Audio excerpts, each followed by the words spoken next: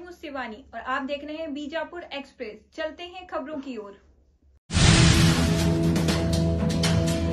ಮಲ್ಲಿಕಾರ್ಜುನ್ ಲೋಣಿ ಅಂತೇಳಿ ಅಖಿಲ ಭಾರತ ಗಾಣಿಗ ಸಂಘದ ಹುಬ್ಬಳ್ಳಿ ಘಟಕದ ಕಾರ್ಯಾಧ್ಯಕ್ಷನಾಗಿ ಸುಮಾರು 5 ವರ್ಷಗಳಿಂದ ಕಾರ್ಯನಿರ್ವಹಿಸ್ತಾ ಬಂದಿದ್ದೇನೆ. ಇವತ್ತು ವಿಜಯಪುರ ಜಿಲ್ಲಾ ಗಾಣಿಗ ಸಮಾಜದ ವತಿಯಿಂದ ಹಾಗೂ ಅಖಿಲ ಭಾರತ ಗಾಣಿಗ ಸಂಘದ ವತಿಯಿಂದ ವಿಜಯಪುರದಲ್ಲಿ ಸಮಾಜದ ಎಲ್ಲ ಹಿರಿಯರು ಚಿಂತನೆಯನ್ನು ಮಾಡಿ ಕೆಲವು ದಿನಗಳ ಹಿಂದೆ ಕರ್ನಾಟಕ ರಾಜ್ಯ ಶಾಶ್ವತ ಹಿಂದುಳಿದ ಆಯೋಗದ ಅಧ್ಯಕ್ಷರಾದಂಥ ಜಯಪ್ರಕಾಶ್ ಹೆಗಡೆ ಅವರು ಸರ್ಕಾರಕ್ಕೆ 2015ರಲ್ಲಿ ಆದಂಥ ಜಾತಿ ಜನಗಣತಿಯ ಒಂದು ವರದಿಯನ್ನು ಸಲ್ಲಿಸಿದ್ದಾರೆ.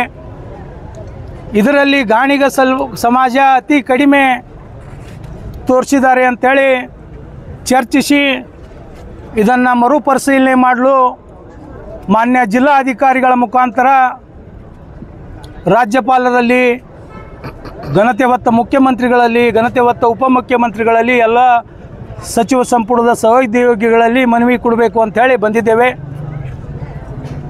ಇವತ್ತು ಕರ್ನಾಟಕ ರಾಜ್ಯದಲ್ಲಿ ಗಾಣಿಗ ಸಮಾಜ ಕೇವಲ 6,80,000 ಇದೆ. ಅದೇ ರೀತಿ ಲಿಂಗಾಯತ್ ಗಾಣಿಗರು 23,000 ಇದೆ ಅಂಥೇಳಿ ಈ ಒಂದು ವರದಿಯಲ್ಲಿ ಇದೆ ಅಂತಕ್ಕಂಥ ವಿಚಾರ ನಮಗೆ ತಿಳಿದು ಬಂದಿದೆ. ನಿಖರವಾಗಿ ನಾಳೆ ದಿವಸ ಏನಾಗ್ತದೆ ನೋಡೋಣ. ಆದರೆ ಇದು ಸತ್ಯಕ್ಕೆ ದೂರವಾದಂಥ ವಿಷಯ. ಯಾಕಂದರೆ ನಾನು ಅಖಿಲ ಭಾರತ ಗಾಣಿಗ ಸಂಘದ ಅಧ್ಯಕ್ಷನಾಗಿ ಇಡೀ ರಾಜ್ಯದ ಪ್ರವಾಸವನ್ನು ಮಾಡಿ ಇಡೀ ರಾಜ್ಯದಲ್ಲಿ ಗಾಣಿಗ ಸಮಾಜದ ಎಲ್ಲ ಜಿಲ್ಲಾ ಘಟಕಗಳ ಅಧ್ಯಕ್ಷರನ್ನು, ತಾಲೂಕು ಘಟಕಗಳ ಅಧ್ಯಕ್ಷರನ್ನು ಸಭೆ ಕರೆದು ಆ ಜಿಲ್ಲೆಯಲ್ಲಿ ಸಮಾಜ ಬಾಂಧವರು ಎಷ್ಟಿದ್ದಾರೆ ಅಂತಕ್ಕಂಥ ವಿಚಾರವನ್ನು ತಿಳಿದುಕೊಂಡು ಈ ಮಾತನ್ನು ಮಾತನಾಡ್ತಾ ಇದ್ದೇನೆ. ಕೊಡಗು ಜಿಲ್ಲೆಯನ್ನು ಹೊರತುಪಡಿಸಿ ರಾಜ್ಯದ ಎಲ್ಲ ಜಿಲ್ಲೆಗಳಲ್ಲಿಯೂ ಗಾಣಿಗ ಸಮಾಜದವರು ಇದ್ದೇವೆ. ಇವತ್ತು ನಮ್ಮೆಲ್ಲರ ವೃತ್ತಿ ಮುಂಚೆ ವಿದ್ಯುತ್ ದೀಪಗಳು ಬರೋದಕ್ಕಿಂತ ಮುಂಚೆ ಗಾಣಿಗರ ಮನೆಯಲ್ಲಿ ತೆಗೆದಂಥ ಎಣ್ಣೆಯನ್ನು ಪಡೆದುಕೊಂಡು ಎಲ್ಲರೂ ತಮ್ಮ ಮನೆಯಲ್ಲಿ ದೀಪವನ್ನು ಹಚ್ಚತಕ್ಕಂಥ ಪದ್ಧತಿ ಇತ್ತು. ತಮ್ಮ ಆಹಾರವನ್ನು ತಯಾರಿಸುವಾಗ ಗಾಣಿಗರ ಮನೆಯಲ್ಲಿ ಬಂದಂಥ ಎಣ್ಣೆಯನ್ನು ಬಳಸ್ತಾಯಿದ್ರು. ಆದರೆ ಇತ್ತಿತ್ತಲಾಗಿ ವಿದ್ಯುತ್ ಬಂದ ಮೇಲೆ, ಔದ್ಯೋಗೀಕರಣ ಆದಮೇಲೆ ಅದು ಪದ್ಧತಿ ನಿಂತೋಯ್ತು. ನಮ್ಮ ಮೂಲ ಉದ್ಯೋಗಗಳು ನಶಿಸುವುದು. ಇವತ್ತು ಆ ಭಾಗದಲ್ಲಿ ಬಹಳಷ್ಟು ಜನ, ಇವತ್ತು ನಾವು ಮೈಸೂರು ಭಾಗದಲ್ಲಿ ಹೋದರೆ ಜ್ಯೋತಿಪನ ಗಾಣಿಗರು, ಶಿವಜ್ಯೋತಿಪನ ಗಾಣಿಗರು, ನಗರ ವೈಶ್ಯ ಜ್ಯೋತಿಪನ ಗಾಣಿಗರು, ಕರಾವಳಿ ಪ್ರದೇಶದಲ್ಲಿ ಹೋದರೆ ಶೆಟ್ಟಿ ಗಾಣಿಗರು, ದೇವ ಗಾಣಿಗರು, ಉತ್ತರ ಕರ್ನಾಟಕದಲ್ಲಿ ಬಂದರೆ ಕರಿಕುಲ ಗಾಣಿಗರು, ಸಜ್ಜನ ಗಾಣಿಗರು, ತೇಲಿ ಗಾಣಿಗರು, ಕಲಶೆಟ್ಟಿ ಗಾಣಿಗರು, ಪಂಚಮ ಗಾಣಿಗರು, ಈ ರೀತಿ ಅನೇಕ 13 ಒಳಪಂಗಡಗಳನ್ನು ನಾನು ನನ್ನ ಪ್ರವಾಸದಲ್ಲಿ ಕಂಡುಕೊಂಡಿದ್ದೀನಿ. ಸರ್, ಒಟ್ಟು ಎಷ್ಟು ಸರ್ ನೀವು ಹೇಳೋದು? ನನ್ನ ಪ್ರಕಾರ 13 ಒಳಜಾತಿಗಳಲ್ಲಿ ಇಡೀ ರಾಜ್ಯದಲ್ಲಿ 30ರಿಂದ 35 ಲಕ್ಷ ಜನಸಂಖ್ಯೆ ನಾವಿದ್ದೇವೆ. ಸರ್, ಇವ್ರು ಹೆಂಗೆ ಅಷ್ಟು ಕಡಿಮೆ ಮನುಷ್ಯರು? ಹಾಂ, ನನಗೆ ಒಂದು ಹಿಂದುಳಿದ ಆಯೋಗದ ಕಮಿಟಿ ಮೇಲೆ ನನಗೊಂದು ಸಂಶಯ ಇದೆ. ಅವರು ಪ್ರಾಯಶಃ ನಾವು ಇವತ್ತು ಸಭೆಯಲ್ಲಿ ಕೇಳಿದೆವು, ಸುಮಾರು 1,000 ಜನ ಬಂದಿದ್ದರು. ನಿಮ್ಮ ಮನೆಗೆ ಯಾರಾದರೂ 2015 ಬಂದು ನೀವು ಯಾವ ಜಾತಿಯವರು, ನಿಮ್ಮ ಮನ್ಯಾಗ ವಾಹನ ಅದಾವೇನು, ಟಿ ವಿ ಐತೇನು, ಕಾರ್ ಅದಾವೇನು ಅಂತ ಯಾರ್ಯಾರು ಕೇಳ್ಯಾರೇನಪ್ಪ ಅಂತ ಕೇಳಿದ್ರೆ ಒಬ್ಬರು ನಮ್ಮ ಮನೆಗೆ ಬಂದಿಲ್ಲ ರೀ ಅಂತ ಹೇಳಿದ್ರು. ಇದ್ರ ಮ್ಯಾಗಿನ ನಮ್ಗೆ ಸಂಶಯ ಐತಿ. ಆಯೋಗದವರು ಎಲ್ಲೋ ಒಂದು ಕಡೆ ಕೂತ್ಕಿಸಿಂದ್ರೆ ಈ ಸಮಾಜ ಇಟ್ಟು ಅಂತೇಳಿ ಅಂದಾಜು ಅಂಕಿ ಬರೆದು ಇವತ್ತು ರಿಪೋರ್ಟ್ ಕೊಟ್ಟಾರ. ಸರ್, ನೀವು ಹೇಗಿದ್ರು ಕಾಂಗ್ರೆಸ್ ಜಿಲ್ಲಾಧ್ಯಕ್ಷರಿದ್ದೀರಿ, CM ಅವ್ರ ನಿಕಟ ಬರ್ತಾರೆ, ಏನು ಮಾಡ್ತೀರಿ ಸರ್? ನಾವು ಇವತ್ತು ಮನವಿಯನ್ನು ಕೊಟ್ಟು ಈ ವರದಿಯನ್ನು ತಿರಸ್ಕಾರ ಮಾಡಿರಿ ಅಂಥೇಳಿ ಮನವಿ ಮಾಡ್ಕೊಳ್ತೇವೆ. ಇಲ್ಲ, ನಮಗೆ ಅವಕಾಶ ಕೊಟ್ಟರೆ ಇಡೀ ರಾಜ್ಯವನ್ನು ಸುತ್ತಿ ನಾವು ಇವತ್ತಿನ ಸಭೆಯಲ್ಲಿ ತೀರ್ಮಾನ ಮಾಡಿದ್ದೇವೆ. ನಮ್ಮದು ಗಾಣಿಗ ಸಮಾಜ ಎಷ್ಟೈತಿ ನಾವೇ ಗಣತಿ ಮಾಡ್ತೇವೆ. ಅಂಕಿ ಅಂಶ ಅವ್ರ ಫೋನ್ ನಂಬರ್ ವಿತ್ ಮಾಡಿ ಸರ್ಕಾರಕ್ಕೆ ನಾವು ಕೊಡ್ತೇವೆ. ಇಲ್ಲಾಂದರೆ ಈ ನಿಯೋಗಕ್ಕೆ ಚಾಲೆಂಜ್ ಮಾಡ್ತೀನಿ, ನೀವು ಮಾದರಿ ಒಂದು ಜಿಲ್ಲೆ ಇವತ್ತು ನೀವೇನು 2015ರಲ್ಲಿ ಮಾಡಿದಿರಿ, ಅವ್ರ ರಿಕಾರ್ಡ್ಸ್ ನಮ್ಗೆ ಒಪ್ಪಿಸ್ರಿ. ಅದು ಏನು ಖರ್ಚು ಬರ್ತದೆ ಜೆರಾಕ್ಸ್ ಮಾಡೋದು ನಾವು ಕೊಡ್ತೇವೆ. ನಾವೆಲ್ಲ ಮಾಧ್ಯಮದ ಮಿತ್ರರನ್ನು ಮುಂದೆ ಇಟ್ಕೊಂಡು ಕಿಸಿನ ಚೌಕಾಶಿ ಮಾಡ್ತೇವೆ. ಸರ್, ಈಗ ಎಷ್ಟು ಹೇಳಿದ್ದಾರೆ ಸರ್? ಅವ್ರು ಕೇವಲ 6,80,000 ಗಾಣಿಗರು, 23,000 ಲಿಂಗಾಯತ್ ಗಾಣಿಗರು. 2-3 ಜಿಲ್ಲೆ ಒಳಗೆ ಅಷ್ಟೇ. ನಮ್ಮ ಪ್ರಾಯಶಃ ಬಿಜಾಪುರ ಬಾಗಲಕೋಟೆ ಒಳಗೆ 4 ಲಕ್ಷ ಇದೇವೆ. ಇಡೀ ರಾಜ್ಯದೊಳಗೆ ನಮಗೆ 30ರಿಂದ 35 ಲಕ್ಷ ಇದೆವು. ಇದು ಬಹಳಷ್ಟು ಅಂತರ ಆಗೈತಿ. ನಮ್ಗೆ ಹೋರಾಟ ಸರ್ಕಾರದ ವಿರೋಧ ಅಲ್ಲ. ಇವತ್ತು ಆಯೋಗ ಏನು ವರದಿಯನ್ನು ಕೊಟ್ಟಿದೆ ಇದೇ ತಪ್ಪು ಕೊಟ್ಟಿದೆ. ಅದಕ್ಕೆ ನಾವು ಸರ್ಕಾರಕ್ಕೆ ಮನವಿ ಮಾಡ್ಕೊಳಕ್ಕೆ ಬಂದಿದ್ದೆವು. ದಯಮಾಡಿ ಈ ವರದಿಯನ್ನು ಎಕ್ಸೆಪ್ಟ್ ಮಾಡ್ಕೊಳ್ಬೇಡ್ರಿ. ವಿರೋಧ ಮಾಡ್ತೀವಿ. ಈ ವರದಿ ಎಕ್ಸೆಪ್ಟ್ ಮಾಡ್ಕೊಳ್ಬೇಡ್ರಿ. ಯಾಕಪ್ಪ ಅಂದ್ರೆ ನಾವೊಂದು ಹಿಂದುಳಿದ ವರ್ಗ ಸಮಾಜದವು. ನಮ್ಮ ಜನರು ಕೇವಲ ಸಿಟಿ ಪ್ರದೇಶದಲ್ಲಿ ಮಾತ್ರ ನಾವೆಲ್ಲ ಶ್ರೀಮಂತರ ಗತ್ಲೆ ಕಾಣ್ತೇವೆ. ಆದರೆ ಹಳ್ಳಿ ಒಳಗೆ ಭಾಳಷ್ಟು ಬಡವರು ಅದಾರ. ಅವ್ರ ಮಕ್ಕಳ ವಿದ್ಯಾಭ್ಯಾಸ ಇವತ್ತೇನೋ 2Aದಲ್ಲಿ ಅವ್ರು ಅದಾರ ತಿಳ್ಕೊಂಡು ಅಲ್ಪ ಸ್ವಲ್ಪ ಆಗಿತ್ತು. ಇವತ್ತಿದು ಪೆಟ್ಟು ಬಿತ್ತಪ್ಪ ಅಂದ್ರೆ ನಮ್ಮ ಜನರಿಗೆ ಅನ್ಯಾಯ ಆಗ್ತದೆ.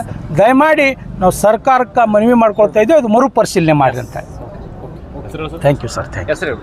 ನಾನು ಮಲ್ಲಿಕಾರ್ಜುನ್ ಲೋಣಿ, ಅಖಿಲ ಭಾರತ ಗಾಣಿಗ ಸಂಘದ ಕಾರ್ಯಾಧ್ಯಕ್ಷ. ನಮಸ್ಕಾರ. ನಾನು ಜಮಖಂಡಿಯಿಂದ ಗಾಣಿಗ ಮಹಿಳಾ ಯುವ ವೇದಿಕೆ ಅಧ್ಯಕ್ಷರು ರಾಜೇಶ್ವರಿ ನ್ಯಾಮಗೌಡ ಅಂತ. ನಮ್ಮ ಈ ಹಿಂದುಳಿದ ಆಯೋಗದವರು ನಮ್ಮ ಜಾತಿ ಗಣತಿದ ಸ್ವಲ್ಪ ಕರೆಕ್ಷನ್ಸ್ ಮಾಡ್ಕೋಬೇಕಿನ್ನು. ನಾವು ಕಡಿಮೆ ಅಂದ್ರೂ 30ರಿಂದ 40 ಲಕ್ಷ ಗಾಣಿಗ ಸಮುದಾಯದವರು ಜನಸಂಖ್ಯೆ ಇದ್ದು ಅವರು ಕೇವಲ 6.84 ಲಕ್ಷದಷ್ಟನ್ನು ನಮಗೆ ತೋರಿಸಿದ್ದಾರೆ. 6,84,000ದಷ್ಟನ್ನು ನಮ್ಮಲ್ಲಿ ಅವರು ಅಧಿಕೃತವಾಗಿ ಸಂಖ್ಯೆಯನ್ನು ತೋರಿಸಿದ್ದಾರೆ. ನಮ್ಮ ಘನ ಸರ್ಕಾರ ಇದನ್ನು ಪರಿಗಣಿಸದೆ ಇನ್ನೊಂದು ಸಾರಿ ಗಣತಿಯನ್ನು ಮಾಡಬೇಕಂತ ಹೇಳಿ ನಾವೆಲ್ಲರೂ ಈ ಪ್ರತಿಭಟನೆಯ ಮುಖಾಂತರ ನಮ್ಮ ಗಾಣಿಗ ಸಮಾಜದ ಎಲ್ಲ ಹಿರಿಯರು ಮತ್ತು ಮಹಿಳೆಯರು, ಅಧಿಕಾರಿಗಳು, ಅಧ್ಯಕ್ಷರು, ಉಪಾಧ್ಯಕ್ಷರು ಎಲ್ಲರೂ ಸೇರಿ ನಾವು ಈ ಪ್ರತಿಭಟನೆಯನ್ನು ಇಲ್ಲಿ ಕೈಗೊಂಡಿದ್ದೀವಿ. ದಯಮಾಡಿ ಸರ್ಕಾರ ಇದನ್ನು ಈಗ ಬಂದಂಥ ಗಣತಿಯನ್ನು ಪರಿಗಣಿಸದೆ ಇದನ್ನು ಸ್ಟೇ ಆಗಿ ಇದನ್ನು ಇಲ್ಲಿಗೆ ನಿಲ್ಲಿಸಿ ಇನ್ನೊಂದು ಸಾರಿ ನಮಗೆ ಸಾಧ್ಯವಾದಷ್ಟು ಮಟ್ಟಿಗೆ ಇನ್ನೊಂದು ಸಾರಿ ಗಣತಿಯನ್ನು ಮಾಡಬೇಕಂತ ಹೇಳಿ ಈ ಮೂಲಕ ನಾವೆಲ್ಲರೂ ಕೇಳ್ಕೊಳ್ತಾ ಇದ್ವಿ. ಧನ್ಯವಾದಗಳು. ಇವತ್ತಿನ ದಿವಸ ಈ ನಮ್ಮ ಗಾಣಿಗ ಸಮಾಜದವರು ಒಂದು ಪ್ರತಿಭಟನೆ ಮಾಡ್ತಾ ಇದ್ದೀವಿ. ಅದಕ್ಕೆ ಕಾರಣ ಅಂದ್ರೆ ಹಿಂದುಳಿದ ಆಯೋಗದವರು ನಮ್ಮ ಜನಸಂಖ್ಯೆಯನ್ನು ಕಡಿಮೆ ಪ್ರಮಾಣದಲ್ಲಿ ತೋರ್ಸ್ಯಾರ. ಯಾರೇ ಒಂದು ಜನಗಣತಿ ಮಾಡಿಲ್ಲ, ಅದು ಏನು ರೂಪರೇಷೆಗಳನ್ನು ಕೇಳದೆ ಸುಮ್ಮನೆ ಒಂದು ಅಂಕೆ ಸಂಖ್ಯೆಯನ್ನು ಕೊಟ್ಟಿದ್ದಾರಲ್ಲ, ಅದು ತಪ್ಪು. ನಮ್ಮಲ್ಲಿ ಜನಗಣತಿ ಆಗಬೇಕು. ಸರ್ಕಾರದವರು ಇದು ಪರಿಗಣಿಸಬಾರ್ದು. ಇದನ್ನು ಅಲ್ಲಿವರೆಗೆ ಸ್ಟೇ ಇಡಬೇಕು. ಯಾವಾಗ ಜನಸಂಖ್ಯೆ ಗಣತಿ ಆಗ್ತೈತಲ್ಲ ಆವಾಗ ಮಾತ್ರ ಇದನ್ನು ಪ್ರಕಟಣೆ ಮಾಡಬೇಕು. ಯಾಕಂದ್ರೆ ನಾವು ಭಾಳ ಜನ ಇದ್ದೀವಿ ಸಮಾಜದೊಳಗೆ, ಕೋಟಿಗಟ್ಟಲೆ ಇದ್ದೀವಿ. ಅಂಥದ್ರಲ್ಲಿ 1,000ದ ಸಂಖ್ಯೆಯನ್ನು ತೋರಿಸಿದಲ್ಲ, ಇದು ಅನ್ಯಾಯ ಅಂತ ಹೇಳ್ತೀವಿ. ಈ ಸಮಾಜದವರು ಎಲ್ಲ ರೀತಿಯಿಂದ ನಮ್ಮನ್ನು ದೀಪದ ಬುಡದ ಕತ್ತಲಿನಲ್ಲಿ ಇಟ್ಟಿದ್ದಾರಲ್ಲ, ಅದು ತಪ್ಪು. ನಾವು ಜಗತ್ತಿಗೆ ಬೆಳಕನ್ನು ತೋರಿಸುವಂಥ ಗಾಣಿಗರು ಈ ಅಂಕೆ ಸಂಖ್ಯೆಯನ್ನು ಕೊಟ್ಟಾರಲ್ಲ, ಅದರ ಬಗ್ಗೆ ನಾವು ಪ್ರತಿಭಟನೆ ಮಾಡ್ತಾ ಇದ್ದೀವಿ. ಇದು ಸಮಾಜಕ್ಕೆ ಅನ್ಯಾಯ. ದೊಡ್ಡ ಪ್ರಮಾಣದಲ್ಲಿದ್ದಂಥ ಜನಸಂಖ್ಯೆಯನ್ನು ಒಂದು ಚಿಕ್ಕ ಚುಕ್ಕೆಯಂತೆ ತೋರಿಸ್ಯಾರಲ್ಲ, ಇದು ತಪ್ಪಂತ ಹೇಳಲಿಕ್ಕೆ ನಾನು ಇಷ್ಟಪಡ್ತೇನೆ. ನನ್ನ ಹೆಸರು ಮೀನಾಕ್ಷಿ ಉಟಗಿ, ಬಿಜಾಪುರ ಜಿಲ್ಲಾ ಗಾಣಿಗ ಸಮಾಜದ ಅಧ್ಯಕ್ಷರು.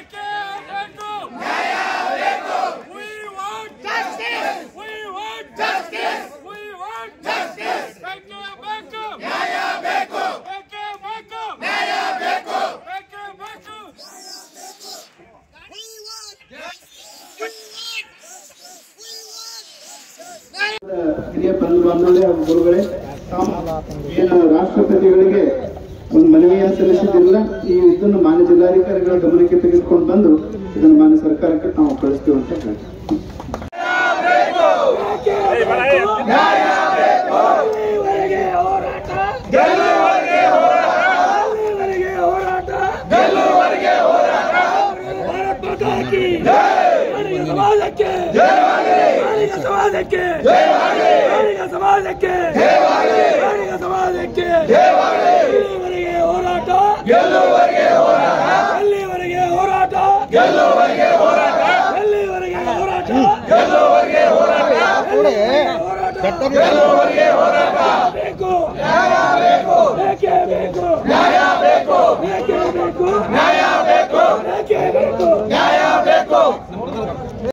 ರಾಯಚೂರು, ಯಾದಗಿರಿ, ಕೊಪ್ಪಳ ಈ ಎಲ್ಲ ಜಿಲ್ಲೆಗಳಲ್ಲಿ 23,000 ನಾವು ಲಿಂಗಾಯತ ಗಾಣಿಗರಂದ್ರೆ ಇದು ನಿಜವಾಗಿಯೂ ಸತ್ಯಕ್ಕೆ ಅತಿ ದೂರವಾಗಿದೆ. ಇವತ್ತು ನನಗನ್ನಿಸ್ತಾ ಇದೆ ಬಿಜಾಪುರ ಜಿಲ್ಲೆಯಲ್ಲಿಯೇ ಕನಿಷ್ಠ 2 ಲಕ್ಷ ಗಾಣಿಗರಿದ್ದೇವೆ. ಅದೇ ರೀತಿ ಬಾಗಲಕೋಟೆ ಜಿಲ್ಲೆಯಲ್ಲಿಯೂ 2 ಲಕ್ಷ, ಇದೇ ಅವಳಿ ಜಿಲ್ಲೆಯಲ್ಲಿ 4 ಲಕ್ಷ ಜನ ಗಾಣಿಗರಿದ್ದೇವೆ. ಅದೇ ರೀತಿ ಗುಲ್ಬರ್ಗದ ಜೇವರ್ಗಿ ತಾಲೂಕು ಇರ್ಬೋದು, ಅಫಜಲ್ಪುರ ತಾಲೂಕು ಇರ್ಬೋದು, ಕೊಪ್ಪಳ ಜಿಲ್ಲೆ ಇರ್ಬೋದು, ಹಿಂಗೆ ಅನೇಕ ಯಾದಗಿರಿ, ರಾಯಚೂರು, ಪ್ರತಿಯೊಂದು ಜಿಲ್ಲೆಯಲ್ಲಿ ಬೆಳಗಾಮು ಈ ಗಾಣಿಗ ಸಮಾಜ ಇದೆ. ನೀವು ಇದು ಅತಿ ಕಡಿಮೆ ತೋರಿಸಿ ನಮಗೆ ಸಾಮಾಜಿಕ ನ್ಯಾಯವನ್ನು ಕೊಡೋದ್ರಲ್ಲಿ ಅನ್ಯಾಯವಾಗ್ತಾ ಇದೆ. ಇವತ್ತಿನವರೆಗೆ ಉತ್ತರ ಕರ್ನಾಟಕದ ಲಿಂಗಾಯತ ಗಾಣಿಗರಾಗಲಿ ನಿಮ್ಮ ಸಮಾಜದ ಅಭಿವೃದ್ಧಿಗಾಗಲಿ ಯಾವುದೇ ಸರ್ಕಾರ 10 ರೂಪಾಯಿ ಅನುದಾನವನ್ನು ಕೊಟ್ಟಿಲ್ಲ. ನನಗೆ ನೋವಿದೆ. ನಾನು ಸಮಾಜದ ರಾಜ್ಯಾಧ್ಯಕ್ಷನೂ ಹೌದು. ಇವತ್ತು ಜಿಲ್ಲಾ ಕಾಂಗ್ರೆಸ್ ಅಧ್ಯಕ್ಷನಾಗಿ ನಮ್ಮ ಪಕ್ಷದ ನಾಯಕರಿಗೆ, ಮುಖ್ಯಮಂತ್ರಿಗಳಿಗೆ ಮನವಿ ಮಾಡ್ತೀನಿ. ಸ್ವತಂತ್ರ ಸಿಕ್ಕು ಇಷ್ಟು ದಿನಗಳಾದ್ರೂ ನಮ್ಮ ಕಾಂಗ್ರೆಸ್ ಪಕ್ಷದಿಂದ ಒಬ್ರು ಸಚಿವರಾಗಿಲ್ಲ. ನೀವು ಅರ್ಥ ಮಾಡ್ಕೊಳ್ಳಿ, ರಾಜಕೀಯವಾಗಿ ಗಾಣಿಗ ಸಮಾಜ ಎಷ್ಟೊಂದು ಹಿಂದುಳಿದಿದೆ ಅನ್ನೋದನ್ನ. ಆರ್ಥಿಕವಾಗಿ ನಾವು ಬೆರಳೆಣಿಕೆಯಷ್ಟು ನಗರ ಪ್ರದೇಶದಲ್ಲಿ ಇರ್ತಕ್ಕಂಥ ಶ್ರೀಮಂತರು ಇರ್ಬೋದು, ಗ್ರಾಮೀಣ ಭಾಗದಲ್ಲಿ ನಮ್ಮ ಬಡ ಮಕ್ಕಳ ವಿದ್ಯಾರ್ಥಿಗಳಿಗೆ ವ್ಯಾಸಂಗ ಮಾಡ್ಬೇಕಂದ್ರೆ ಒಂದು ವಸತಿ ನಿಲಯಗಳಿಲ್ಲ. ಇಂಥ ಅನೇಕ ತೊಂದರೆಗಳಲ್ಲಿ ನಾವಿದ್ದೇವೆ.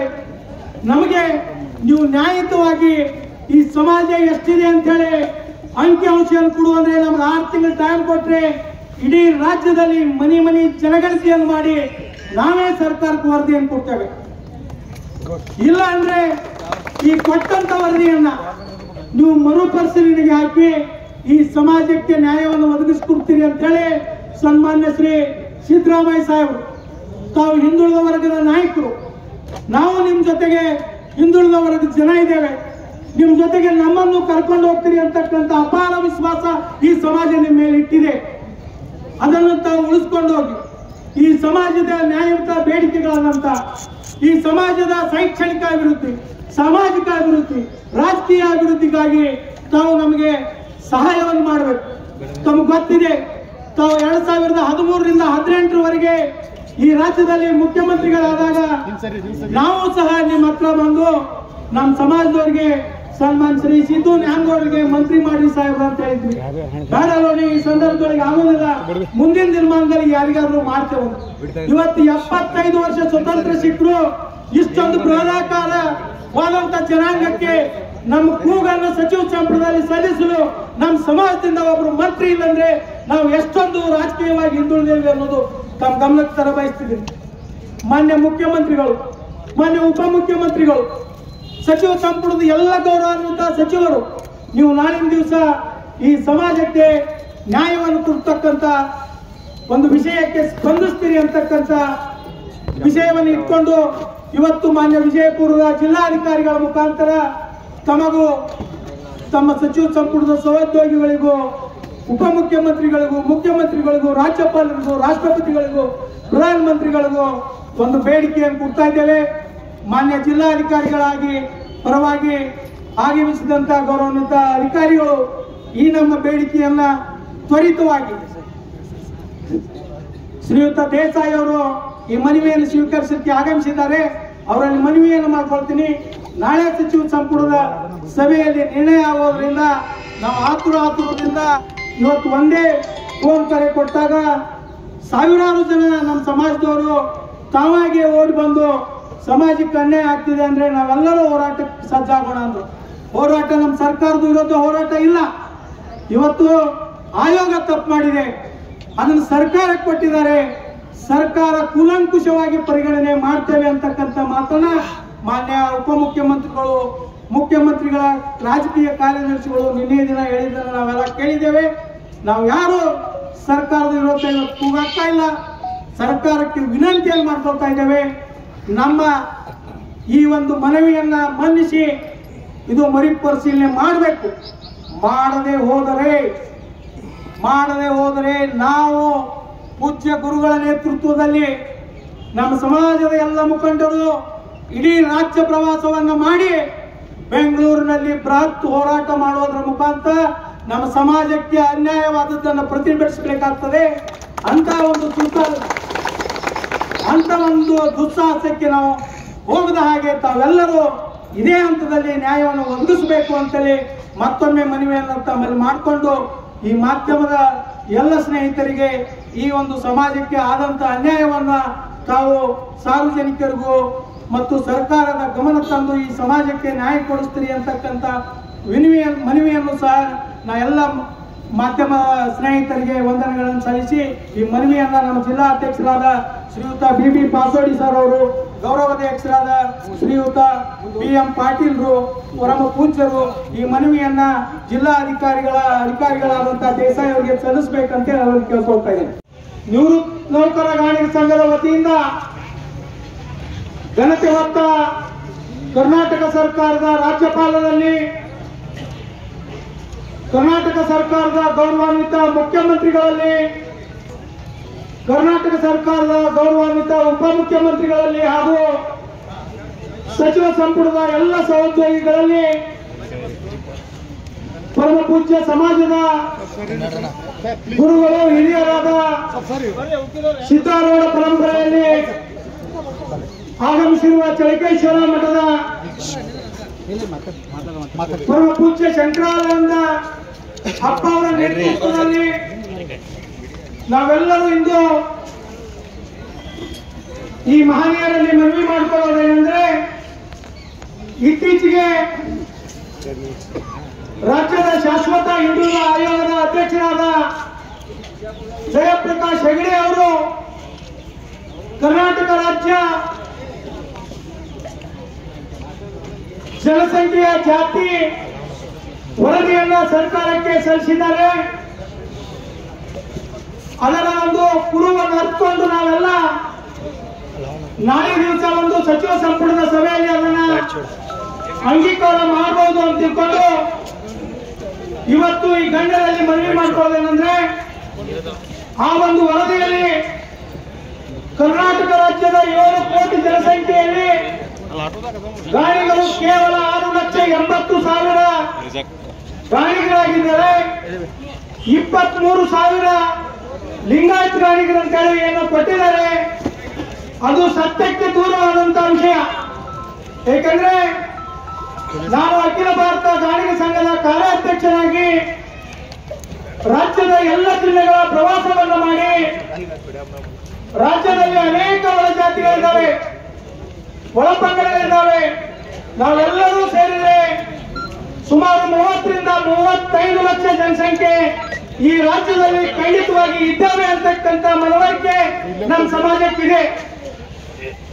ಯಾಕೆ ಈ ಮಾತನ್ನು ಹೇಳ್ತಿದ್ದೀನಿ ಅಂತಂದ್ರೆ, ಈ ರಾಜ್ಯದಲ್ಲಿ ವಿಶೇಷವಾಗಿ ಉತ್ತರ ಕರ್ನಾಟಕದಲ್ಲಿ ನಾವು ಕರಿಕುಲ ಗಾಣಿಗರಾಗಿರ್ಬೋದು, ಸಜ್ಜನ ಗಾಣಿಗರಾಗಿರ್ಬೋದು, ಕಲಸಟ್ಟಿ ಗಾಣಿಗರಾಗಿರ್ಬೋದು, ಪಂಚಮ ಗಾಣಿಗರಾಗಿರ್ಬೋದು, ತೇಲಿ ಗಾಣಿಗರಾಗಿರ್ಬೋದು, ಮೈಸೂರು ಭಾಗದಲ್ಲಿ ಜ್ಯೋತಿಪಣ ಗಾಣಿಗ, ಶಿವ ಜ್ಯೋತಿಪಣ ಗಾಣಿಗ, ನಗರ ವೈಶ್ಯ ಜ್ಯೋತಿಪಣ ಗಾಣಿಗ, ಕರಾವಳಿ ಭಾಗದಲ್ಲಿ ಶೆಟ್ಟಿ ಗಾಣಿಗ, ದೇವ ಗಾಣಿಗ, ಅನೇಕ ಇತ್ಯಾದಿ 13 ಒಳಪಂಗಡಗಳಿದ್ದಾವೆ. ಆದರೆ ನಮ್ಮ ಮೂಲ ಉದ್ದೇಶ, ನಮ್ಮೆಲ್ಲರ ಮೂಲ ವೃತ್ತಿ ಈ ದೇಶಕ್ಕೆ ವಿದ್ಯುತ್ ಬರೋದಕ್ಕಿಂತ ಮುಂಚೆ ನಾವೆಲ್ಲರೂ ನಮ್ಮ ಮನೆಯಲ್ಲಿ ಗಾಣವನ್ನು ತಿರುವಿ ಎಣ್ಣೆಯಲ್ಲಿ ಉತ್ಪಾದನೆ ಮಾಡಿ ಸಮಾಜದಲ್ಲಿರ್ತಕ್ಕಂಥ ಎಲ್ಲ ಸಮಾಜಗಳ ಮನೆಯಲ್ಲಿ ದೀಪ ಬೆಳಗಿಸ್ತಕ್ಕಂಥ ಕೆಲಸ ಈ ಗಾಣಿಗ ಸಮಾಜ ಮಾಡಿದೆ. ಇವತ್ತು ಇಂಥ ಗಾಣಿಗರಿಗೆ ದೀಪದ ಕೆಳಗೆ ಕತ್ತಲೆ ಇರುವ ಹಾಗೆ ನಮಗೆ ಸರ್ಕಾರದ ಸೌಲಭ್ಯಗಳು ದೊರಕ್ತಾ ಇಲ್ಲ. ಇವತ್ತು ಕೇವಲ 6,80,000 ಗಾಣಿಗರು, 23,000 ಲಿಂಗಾಯತ್ ಗಾಣಿಗರಂದ್ರೆ ಕೇವಲ 7 ಲಕ್ಷ ಜನಸಂಖ್ಯೆ ಅಂತ ತೋರಿಸ್ತಾ ಇದ್ದೀರಿ. ನಮಗೆ ನಾನು ಬಹಳಷ್ಟು ಸಲ ಸನ್ಮಾನ್ಯ ಸಿದ್ದರಾಮಯ್ಯ ಸಾಹೇಬರಿಗೆ ಕೇಳ್ಕೊಂಡಾಗ, ಇಲ್ಲ ನೋಡಿ, ನೀವು ಉತ್ತರ ಕರ್ನಾಟಕದಲ್ಲಿ ಇರ್ತಕ್ಕಂಥ 14-15 ಜಿಲ್ಲೆಯಲ್ಲಿ ಲಿಂಗಾಯತ್ ಗಾಣಿಗರಿದ್ದೀರಿ, ಈ ಭಾಗದಲ್ಲಿ ನಿಜವಾದ ಗಾಣಿಗರು ಇವರೆಲ್ಲ ಮಾಂಸಾಹಾರಿಗಳು, ನೀವೆಲ್ಲ ಶಾಕಾಹಾರಿಗಳು ಅಂತಕ್ಕಂಥ ಮಾತನ್ನು ಚರ್ಚೆ ಕೂತಾಗ ಮಾತಾಡಿದ್ದೆವು. ಅದನ್ನ ನಾನು ಒಪ್ಕೊಳ್ತೀನಿ. ಪ್ರದೇಶಕ್ಕೆ ಅನುಗುಣವಾಗಿ ನಮ್ಮ ಆಹಾರ ಪದ್ಧತಿಯಲ್ಲಿ ವಿಭಿನ್ನ ಇರಬಹುದು, ನಮ್ಮ ಆಚರಣೆಯಲ್ಲಿ ವಿಭಿನ್ನ ಇರಬಹುದು, ಆದ್ರೆ ನಮ್ಮ ಮೂಲ ವೃತ್ತಿಯಲ್ಲಿ ನಾವೆಲ್ಲ ಗಾಣಿಗರು, ನಾವೆಲ್ಲ 13 ಪಂಗಡದವರು ಗಾಣಿಗರೇ. ಇವತ್ತು ನೀವು ಉತ್ತರ ಕರ್ನಾಟಕದವರು ಲಿಂಗಾಯತ್ ಗಾಣಿಗರಂದ್ರೆ, ಇವತ್ತು ನಾನು ಚಿತ್ರದುರ್ಗದಿಂದ ದಾವಣಗೆರೆ ಆಗಿರ್ಬೋದು, ಶಿವಮೊಗ್ಗ ಆಗಿರ್ಬೋದು, ಹಾವೇರಿ ಆಗಿರ್ಬೋದು, ಧಾರವಾಡ ಆಗಿರ್ಬೋದು, ಗದಗ ಆಗಿರ್ಬೋದು,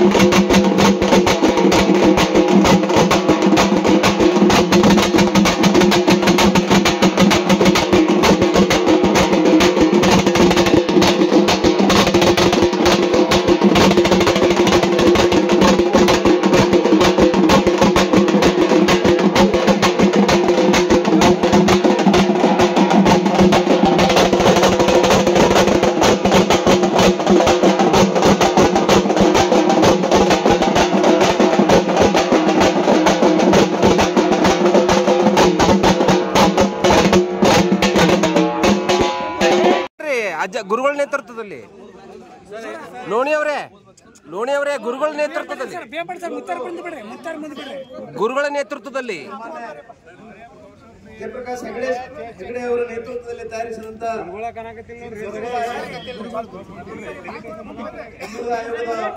ವರದಿಯಲ್ಲಿರುವಂತಹ ಅಂಶಗಳನ್ನ, ಸತ್ಯಾಂಶಗಳನ್ನ ಸರಿಪಡಿಸಬೇಕು. ಅದರಲ್ಲಿ ನಮ್ಮ ಸಮಾಜಕ್ಕೆ ಆಗಿರತಕ್ಕಂಥ ಅನ್ಯಾಯನ್ನ ಖಂಡಿಸ್ತೀವಿ ಅಂತ ಹೇಳಿ ಇವತ್ತು ಮಾನ್ಯ ಜಿಲ್ಲಾಧಿಕಾರಿಗಳು ವಿಜಯಪುರ ಅವರ ಮುಖಾಂತರ ಘನವೆತ್ತ ರಾಷ್ಟ್ರಪತಿಗಳು, ಪ್ರಧಾನಮಂತ್ರಿಗಳು, ಸನ್ಮಾನ್ಯ ರಾಜ್ಯಪಾಲರು ಹಾಗೂ ನಮ್ಮ ರಾಜ್ಯದ ಮುಖ್ಯಮಂತ್ರಿಗಳು ಮತ್ತು ಉಪಮುಖ್ಯಮಂತ್ರಿಗಳು, ಸಂಬಂಧಪಟ್ಟ ಜಿಲ್ಲಾ